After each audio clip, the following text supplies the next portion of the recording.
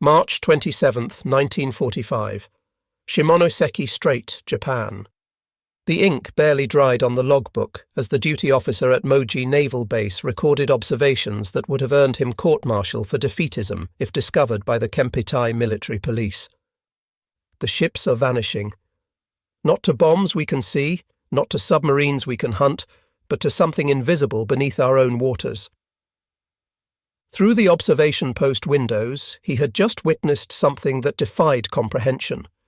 3 cargo vessels, gone in 12 minutes. No aircraft overhead, no periscope sightings, no torpedo wakes.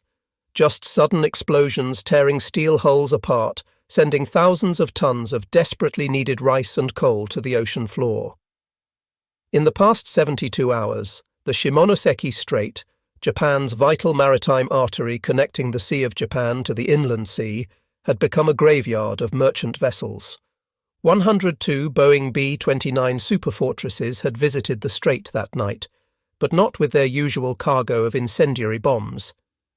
These aircraft, led personally by Brigadier General John H. Davies of the 313th Bombardment Wing, carried something far more insidious: 12,000-pound mines equipped with magnetic, acoustic and pressure detonators, devices that would transform Japan's own waters into her greatest enemy.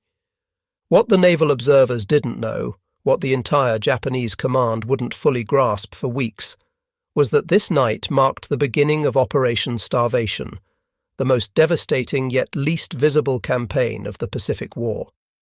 The mathematics of Japan's defeat were being written not in dramatic firestorms over Tokyo, but in the silent destruction of ships carrying the rice, coal, and raw materials that kept 72 million Japanese alive. The crisis had been building since January 1945, though its roots stretched back years. Admiral Chester Nimitz, Commander-in-Chief of the U.S. Pacific Fleet, had long advocated for aerial mining of Japanese waters. His naval officers understood what the Army Air Forces initially resisted: that Japan, an island nation importing 88% of its oil, 24% of its food, and virtually all its raw materials, could be strangled more effectively by mines than bombs. Among those who understood was Commander Ellis A. Johnson, a former Carnegie Institute scientist temporarily assigned to the Army Air Forces. His calculations, presented to Major General Curtis LeMay in January 1945, were staggering in their simplicity. 1 mine for every 21 dropped would find a target, compared to 1 submarine-launched mine in 12. But the B-29s could deliver mines in quantities submarines never could, thousands in a single night. According to post-war interrogations recorded by the U.S. Strategic Bombing Survey, the Japanese Navy possessed 349 minesweeping vessels and 20,000 trained personnel under Captain Kyuzo Tamura, the nation's foremost mine warfare expert. But they were equipped for the wrong war. Their magnetic sweeps could barely reach 10 meters above the seabed. Their acoustic countermeasures consisted of simple noise bombs, and they had no defense against the pressure-sensitive mines that detected the water displacement of passing ships. The first real shock came on the night of March 27th. According to Japanese naval records captured after the war, radar operators at Moji Naval Base watched in disbelief as B-29s flew precise patterns over water, dropping their cargo into specific coordinates in the strait. By dawn, 18 ships had failed to emerge from the narrow passage. The 2-week period following March 27th provided the second phase of Japan's maritime catastrophe.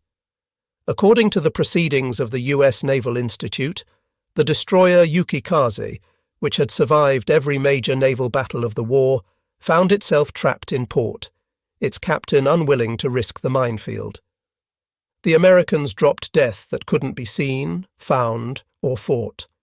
Japanese sweepers worked from dawn to dusk, yet more ships died each night.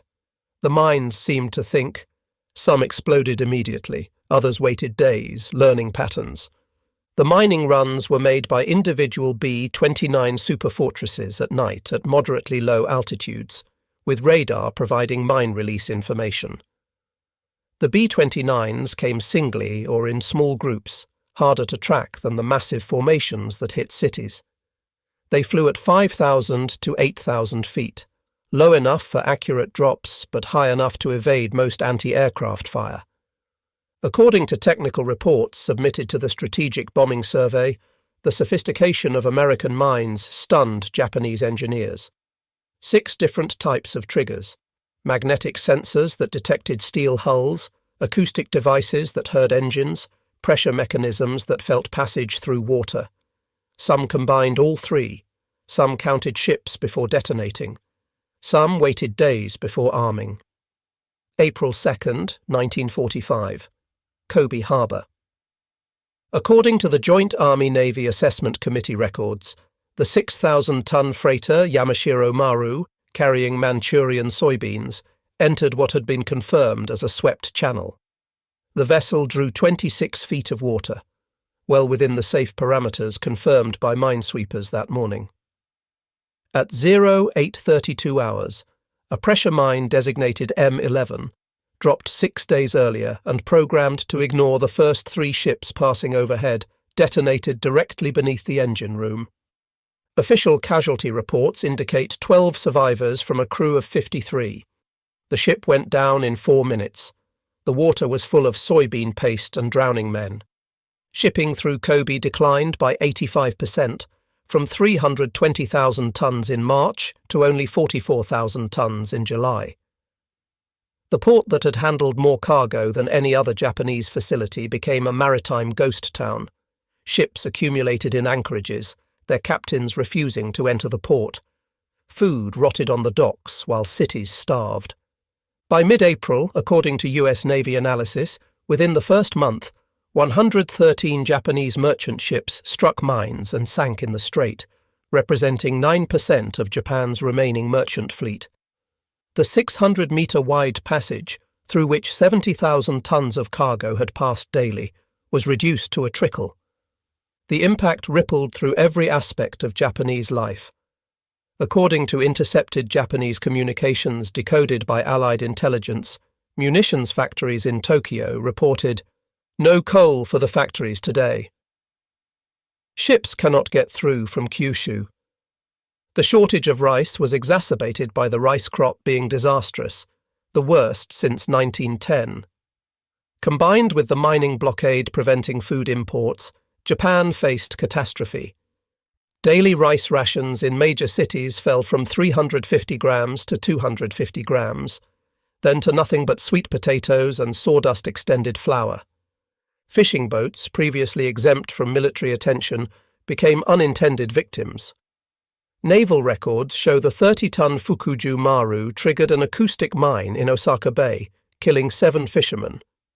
Their crime, their diesel engine's frequency matched that of a destroyer. Even wooden-hulled vessels weren't safe. Magnetic mines could detect the steel engine blocks, anchors, and fittings.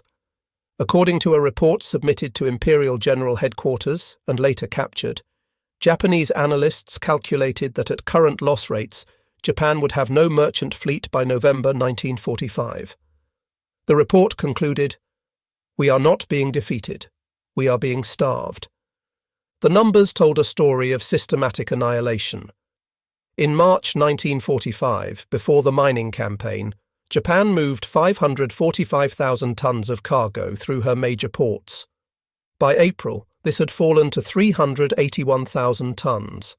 May saw only 209,000 tons. June managed barely 98,000 tons. Each ton represented food for civilians, coal for factories, oil for the military. At the Yawata Steelworks, Japan's largest producer, production fell 85% not from bombing, but from lack of coal and iron ore. The facility that had produced steel for battleships and tanks now stood idle, its furnaces cold, its workers dismissed to search for food. According to medical records from the Japanese Ministry of Health, diseases of poverty appeared that hadn't been seen since the Meiji era. Beriberi from lack of vitamins, tuberculosis spreading through weakened populations, children with kwashiorkor, their bellies swollen with fluid while their bodies wasted away. The Japanese Navy attempted desperate countermeasures. According to post-war testimony, Suicide boats were sent to detonate mines. Wooden-hulled vessels were pressed into service. Channels were declared clear only to claim more victims hours later. Captain Tamura brought a list of vessels sunk by mines, submarines and aircraft in the Pacific Ocean area, noting that 349 vessels and 20,000 men were engaged in minesweeping. By May 1945, the nature of the threat had created widespread psychological collapse among Japanese merchant crews. One Japanese officer, Commander Tadao Kuwahara, later told Allied investigators, "It was difficult to obtain crews towards the end of the war. There was a great tendency for crews to jump ship." According to records from the Japanese Shipping Control Authority, dozens of merchant captains refused to take their vessels out of port, choosing imprisonment over certain death. The psychological impact extended beyond mariners.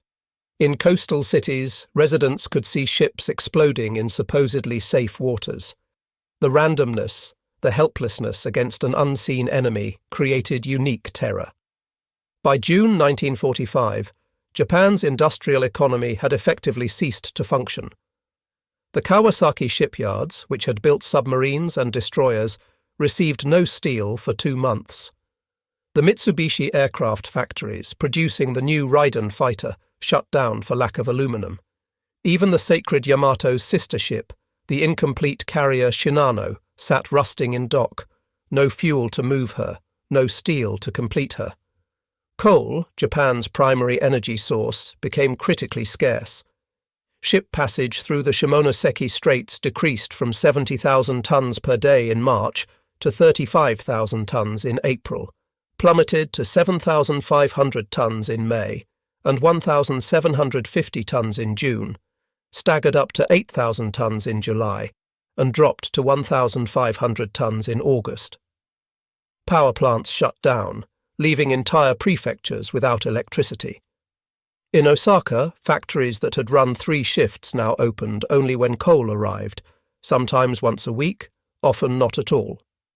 According to Japanese Railway Ministry records, locomotives began burning furniture, books, even Buddhist temple gates to keep running. Without coal from Kyushu, the trains would stop within weeks. The mining campaign's impact on food distribution proved catastrophic. Japan had always depended on maritime transport to move food from agricultural regions to cities. With coastal shipping paralysed, millions faced starvation. According to rationing records from the Tokyo Metropolitan Government, citizens waited 14 hours for rice rations that never came. The rice existed in Niigata, only 200 kilometres away, but no ships would carry it through the mined waters. It was expected that up to 10 million would die of starvation by the end of winter in February 1946. Only Japan's surrender and subsequent American food aid prevented this catastrophe. The average civilian consumed 1,200 calories daily by July 1945, compared to 2,200 before the war. Fishing villages, previously self-sufficient, found their boats destroyed or confined to port. According to the Joint Army-Navy Assessment Committee, the 500-ton fishing vessel Taiyo Maru, attempting to feed Nagoya's population, triggered a mine 3 miles from shore. 23 fishermen died trying to catch sardines in mined waters. Korea, Japan's conquered rice bowl, became unreachable. The ports of Pusan, Rashin, and Seishin, vital for importing Korean rice and Manchurian soybeans, were systematically mined. Ships that had made the Korea-Japan run for decades now rusted in harbour. According to intercepted Japanese communications, the 8,000-ton cargo ship Chosen Maru attempted the Pusan run in June 1945, carrying medicine for a typhoid outbreak in Seoul and returning with rice for Osaka. 16 miles from Pusan, a magnetic mine tore the stern off. 43 crew members died. The rice, 5,000 tons that could have fed Osaka for a week, sank in minutes. The Korea Strait, normally traversed by 50 ships daily according to pre-war shipping manifests, saw traffic reduced to 3 or 4 wooden vessels.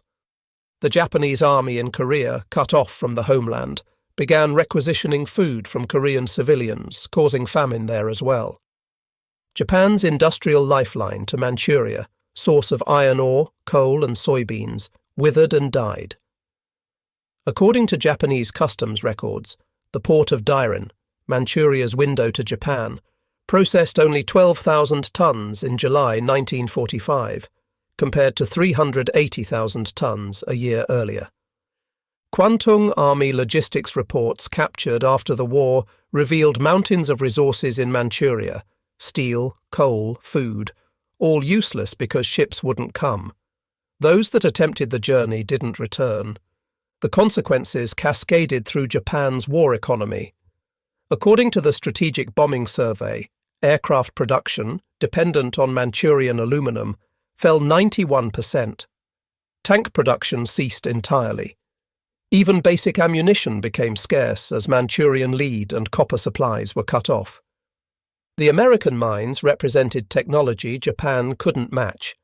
The Navy had 1,000 and 2,000-pound mines with a variety of different fuse types, the magnetically detonated M9 Mod 1 and M11, the acoustically triggered A3, set off by propeller noise, and A5 by ship hull noise, and the pressure-sensitive A6.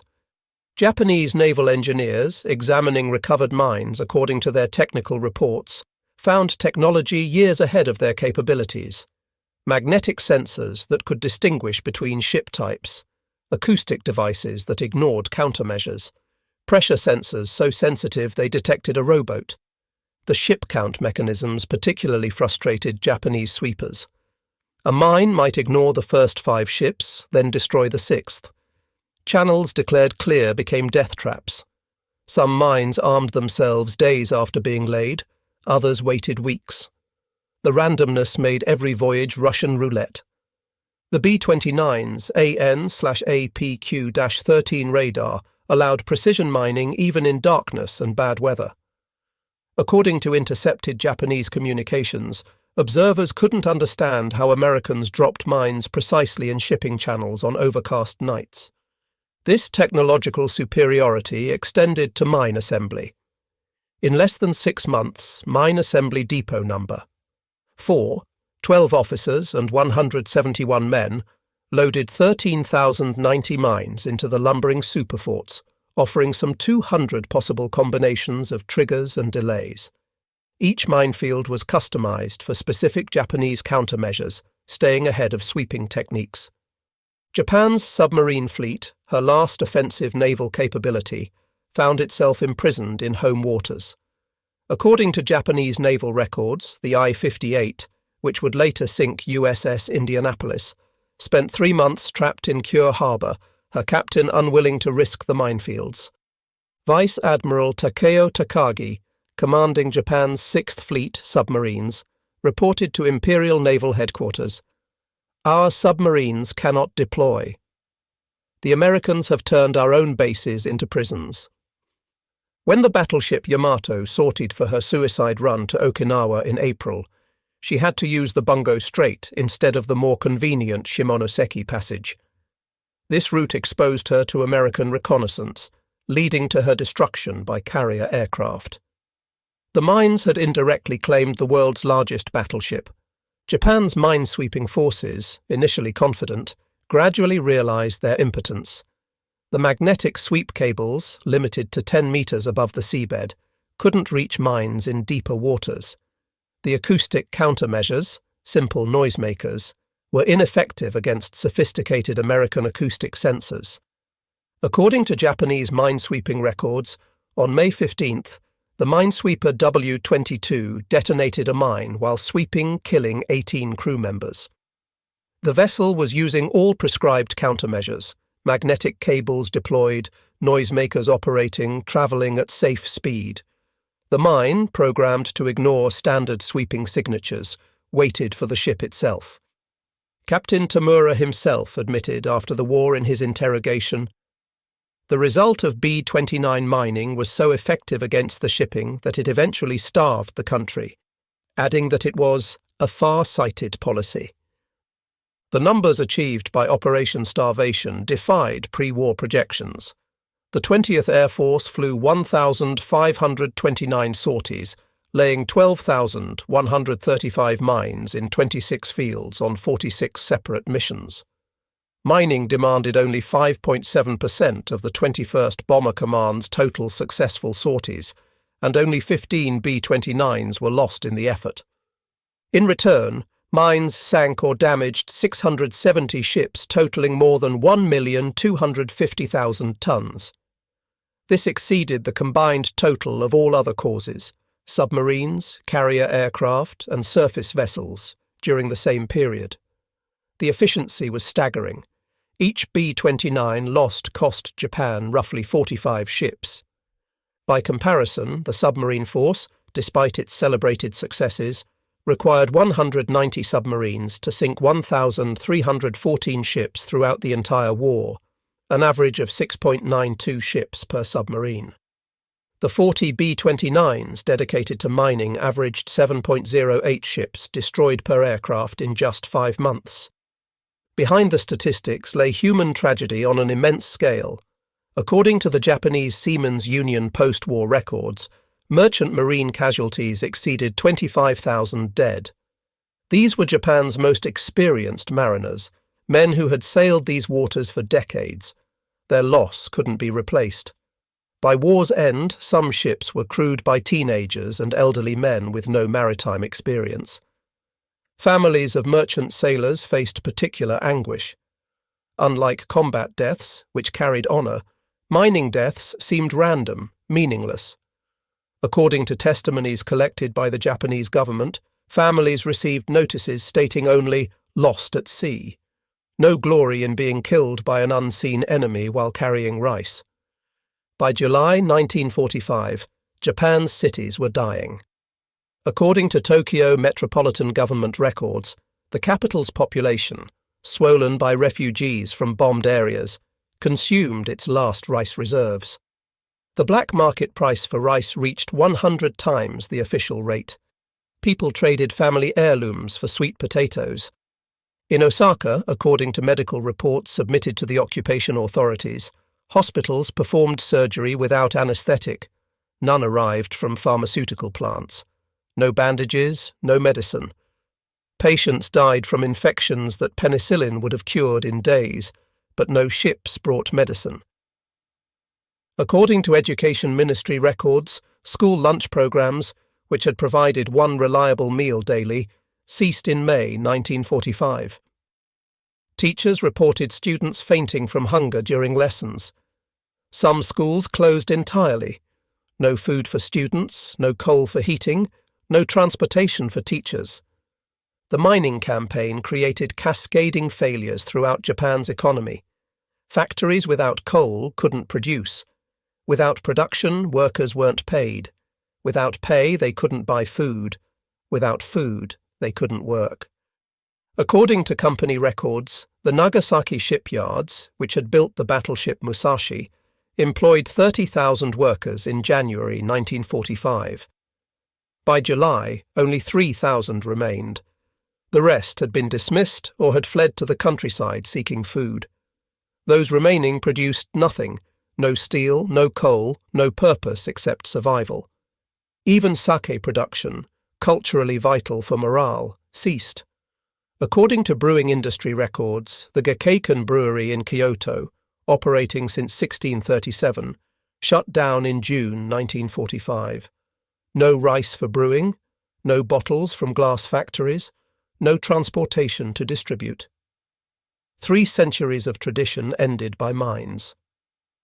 Japan's military, preparing for the anticipated American invasion, found its preparations crippled by the mining campaign.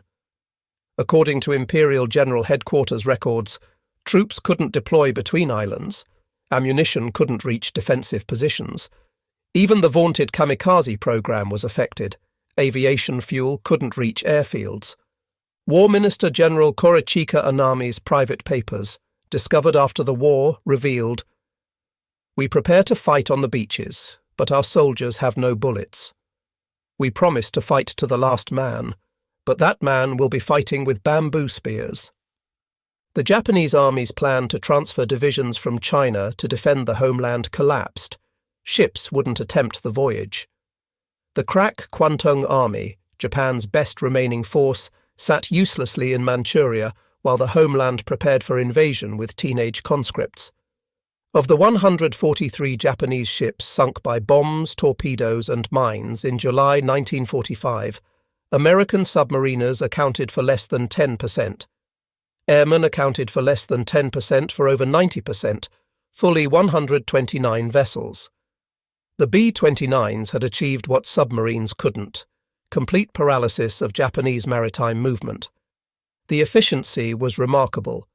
While a typical incendiary raid required 300 B-29s dropping 2,000 tons of bombs to destroy 16 square miles of city, a dozen B-29s dropping 100 tons of mines could paralyze an entire port for months. The mining of Korean ports created an additional humanitarian crisis. According to UN post-war investigations, Korean forced laborers, conscripted to work in Japan, couldn't return home.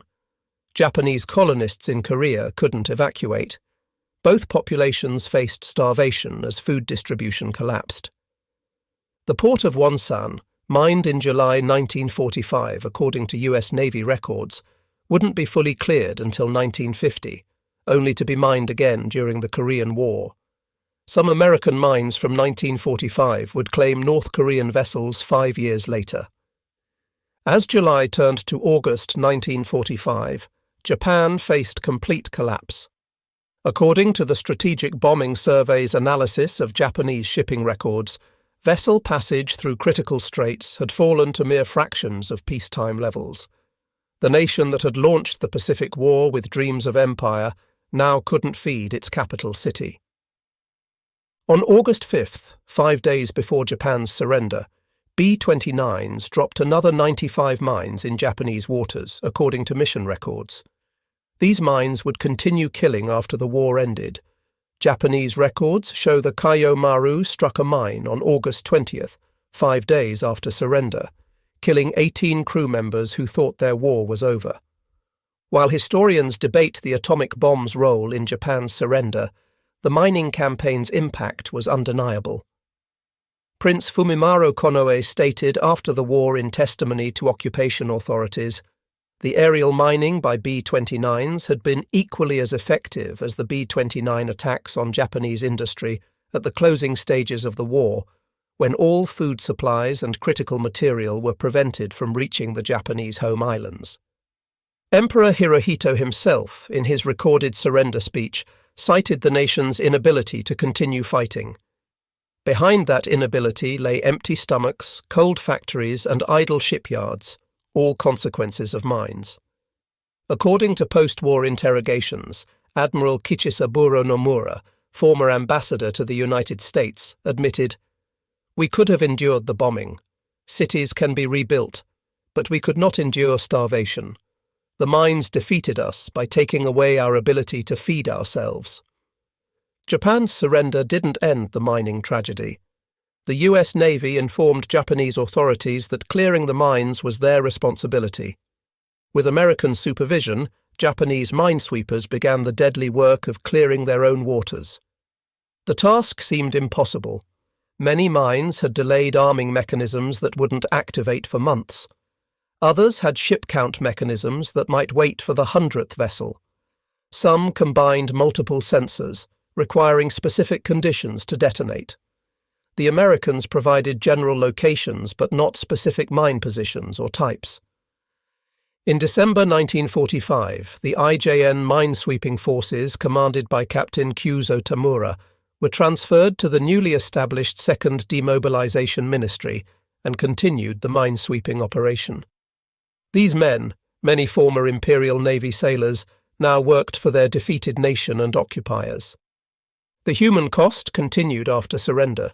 According to Japanese Maritime Safety Agency records, between August 1945 and December 1946, Japanese minesweepers lost 81 vessels and 423 men clearing American mines.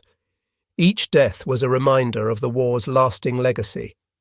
The economic impact persisted for years. According to insurance industry records, ships avoided certain areas despite official clearance. Insurance rates for Japanese vessels remained elevated until 1950. Some remote channels weren't fully cleared until the 1970s, when modern technology finally allowed safe sweeping. The expertise gained clearing American mines would prove valuable when many of these same Japanese minesweepers were secretly dispatched to Korea in 1950. 25 vessels and their crews assembled from bases in Kure, Shimonoseki, Osaka, Otaru, Nagoya and Niigata to form the Special Minesweeping Force, commanded by former IJN Captain Kyuzo Tamura. Several Japanese minesweepers were lost in Korean waters, their crews dying for their former enemies. Their sacrifice remained secret for decades. Japan's constitution forbade military operations, so their deaths were attributed to maritime accidents. Operation Starvation revolutionized naval warfare.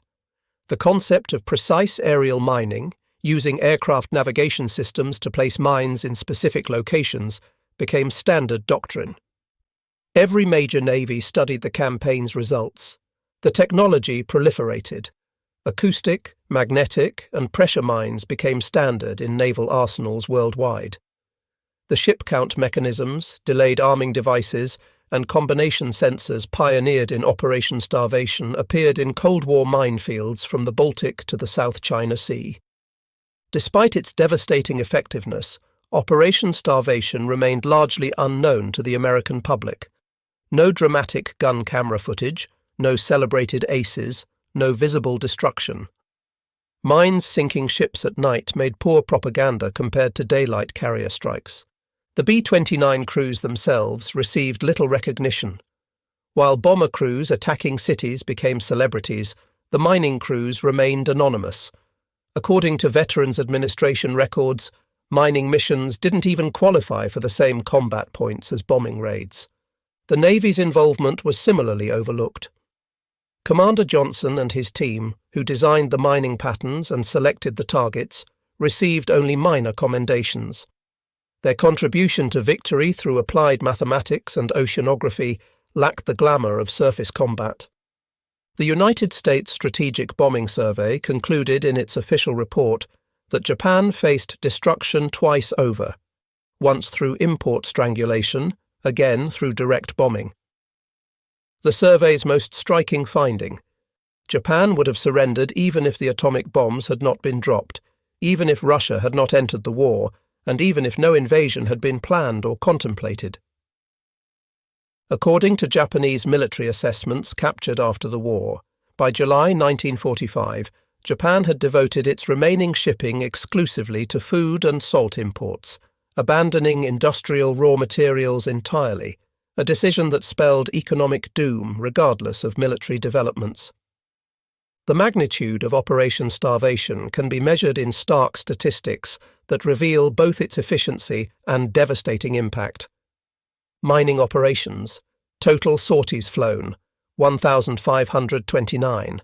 Mines laid, 12,135. Total weight of mines, 9,100 tons. Number of minefields, 26. Separate missions, 46. Percentage of total B-29 effort, 5.7%. Aircraft losses: B-29s lost to enemy action, 15. Crew members killed, 103. Loss rate, 0.98%, compared to 3.6% for bombing missions. Japanese shipping losses: ships sunk by mines, 484. Ships damaged by mines, 186. Total ships affected, 670. Tonnage destroyed, 1,250,000 plus tons. Percentage of remaining merchant fleet, 63%. Comparative effectiveness: ships sunk per B-29 lost, 45. Average ships sunk per mining B-29, 7.08.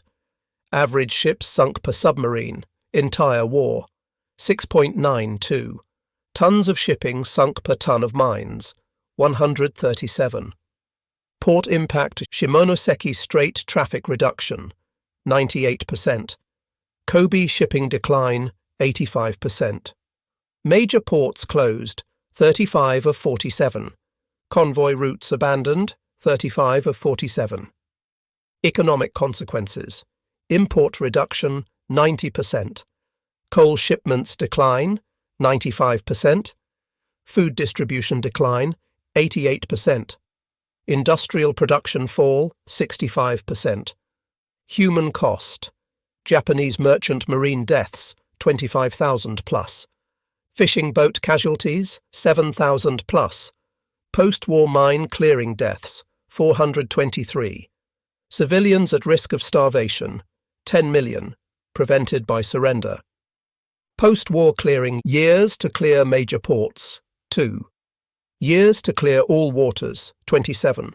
Mines cleared, 6,500 plus. Mines unaccounted for, 5,000 plus. Japanese minesweepers lost clearing, 81. Operation Starvation stands as history's most successful aerial mining campaign. In 5 months, 160 B-29s accomplished what neither submarines nor surface ships could achieve: the complete paralysis of Japanese maritime commerce. The campaign proved that wars could be won not just by destroying the enemy's forces, but by destroying their ability to sustain those forces. The Japanese never knew the full scope of their catastrophe until after the war. Naval headquarters believed submarines were responsible for many mining losses. The civilian government blamed American carriers. Even Captain Tamura, Japan's mine warfare expert, didn't grasp until post-war interrogations that 12,135 mines had been laid by B-29s alone. In the end, Japan was defeated not by invasion, not even primarily by atomic bombs, but by weapons that turned her own waters against her. The B-29s that dropped mines instead of bombs may have killed more Japanese through starvation and economic collapse than all the celebrated fire raids combined. The story of Operation Starvation remains largely unknown because its victims died slowly, invisibly, anonymously. No dramatic footage exists of mines destroying ships at night. No famous battles were fought, just the quiet, systematic strangulation of an island nation that depended on the sea for survival. Yet in that very invisibility lay its power. As Admiral Nimitz observed after the war, the mining campaign proved that the most effective weapons are often those the enemy never sees coming and never sees at all. The 670 ships destroyed by Operation Starvation took with them Japan's ability to wage war, to feed its people, to function as a nation. Each mine that detonated in dark waters sent ripples through Japanese society. Empty stomachs, cold homes, idle factories, and ultimately, surrender. Captain Tamura's post-war assessment stands as the campaign's most eloquent epitaph. In testimony to American interrogators, the man who had commanded Japan's entire minesweeping effort admitted the truth.